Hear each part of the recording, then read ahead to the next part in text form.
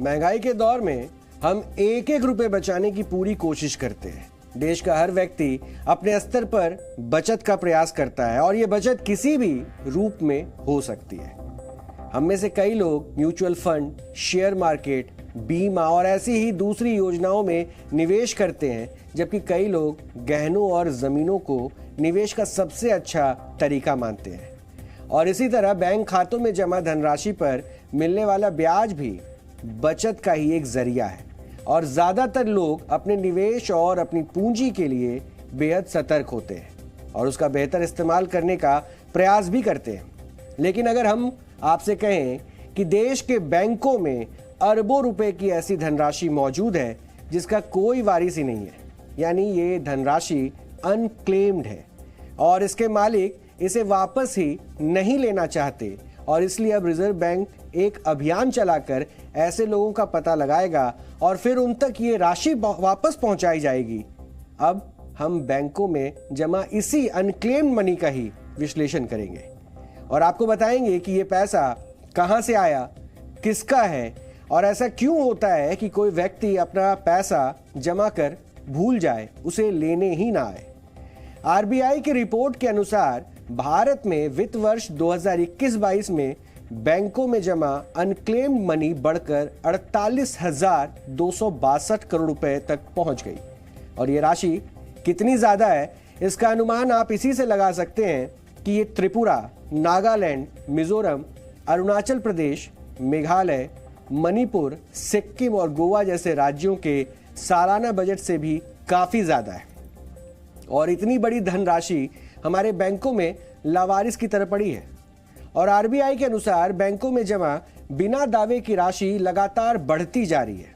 वर्ष 2020-21 में बैंकों में 39,264 करोड़ रुपए की अनक्लेम्ड मनी जमा थी। थोड़ा और पीछे जाएं तो वर्ष 2019-20 में बैंकों में इस तरह के 24,356 करोड़ रुपए जमा थे, जबकि वर्ष 2018-19 में 18,380 करोड़ और वर्ष 2017-18 में कुल 14,307 करोड़। थोड़ा और पीछे जाएं तो वर्ष 2016-17 में कुल 11,320 करोड़ रुपए की अनक्लेम्ड मनी बैंकों में जमा थी। यानी इन 5 वर्षों में बैंकों में जमा अनक्लेम्ड मनी में 36,942 करोड़ रुपए की बढ़ोतरी हुई है, यानी ये रकम करीब 4.25 गुना तक बढ़ गई है। आरबीआई के द्वारा जारी की गई रिपोर्ट के अनुसार सबसे ज्यादा बिना दावे वाली राशि सरकारी क्षेत्र यानी कि पब्लिक सेक्टर के बैंकों में जमा है। वर्ष 2005 में जहां पब्लिक सेक्टर बैंकों में कुल 835 करोड़ रुपए की अनक्लेम्ड मनी जमा थी, तो वहीं वर्ष 2019-20 में यह राशि बढ़कर 14,970 करोड़ रुपए तक पहुंच चुकी है और इसमें भी सबसे ज्यादा बिना दावे वाली राशि स्टेट बैंक ऑफ इंडिया में जमा है। वर्ष 2020 तक एसबीआई में करीब 1,31,00,000 ऐसे खाते थे जिनका कोई वारिस नहीं था और इन खातों में 3,570 करोड़ रुपए की अनक्लेम्ड मनी जमा थी और इस लिस्ट में बैंक ऑफ बड़ौदा दूसरे नंबर पर आता है और वर्ष 2020 तक बैंक ऑफ बड़ौदा के पास 2,870 करोड़ की बिना दावे वाली राशि मौजूद थी। यहां आपको यह जानना चाहिए कि एसबीआई देश का सबसे बड़ा सरकारी बैंक है और देश के छोटे छोटे शहर, गांव में भी इसके ब्रांच हैं। प्राइवेट सेक्टर बैंकों की स्थिति भी ज्यादा अलग नहीं है। वर्ष 2005 में जहां प्राइवेट सेक्टर बैंक में 52 करोड़ 73 लाख रुपए की अनक्लेम्ड मनी जमा थी, तो वहीं वित्त वर्ष 19-20 में यह राशि बढ़कर 2,470 करोड़ तक पहुंच गई। अब आपको बताते हैं कि अनक्लेम्ड मनी की सरकारी परिभाषा क्या है और कोई राशि को बैंक अनक्लेम्ड मनी कब घोषित करता है। आरबीआई के नियमों के अनुसार जब किसी प्रकार से सेविंग्स या करंट अकाउंट में 10 साल तक किसी भी प्रकार का लेन देन नहीं किया जाता, तो उसमें जमा धनराशि को अनक्लेम्ड यानी कि बिना दावे की राशि कही जाती है। इसी तरह किसी भी प्रकार का ऐसा फिक्स डिपॉजिट जिसके मैच्योर होने के 10 साल बाद भी उसके मालिक या फिर मालिक की तरफ से कोई दावा नहीं करता, तो वो राशि भी अनक्लेम्ड मनी मानी जाती है। रिजर्व बैंक का कहना है कि जो भी अकाउंट 10 साल तक ऑपरेट नहीं होते, ऐसे सभी अकाउंट से जो पैसा है, जो राशि है, वो बैंक रिजर्व बैंक के पास भेज देते हैं।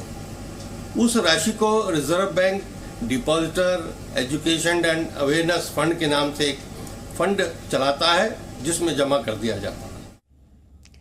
अब यहाँ समझने वाली बात यह भी है कि भले ही इस धनराशि का कोई दावेदार ना हो, लेकिन आरबीआई के नियमों के अनुसार बैंक इस प्रकार के निष्क्रिय खातों में जमा धनराशि पर ब्याज चुकाने के लिए मजबूर है। यानी इन खातों में जमा राशि पर लगातार ब्याज मिलता रहता है और ये रकम बढ़ती रहती है।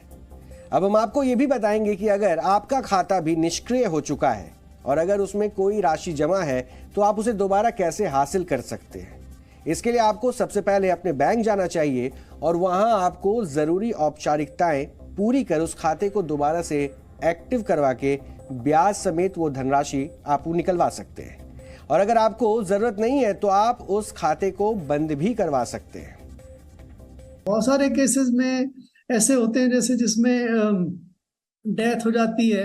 अब डेथ हो जाने के बाद बच्चों को उस अकाउंट का पता नहीं और उस अकाउंट में से कुछ फिर एक्टिविटी नहीं होती, तो बैंक को प्रयास करना चाहिए, अगर पहुंच सके ऐसे लोगों तक तो पहुंचे, और नहीं तो फिर जैसे सरकार के नियम है उस समय फिर 7 साल के बाद ही पैसा सरकार के खाते में ट्रांसफर कर दें।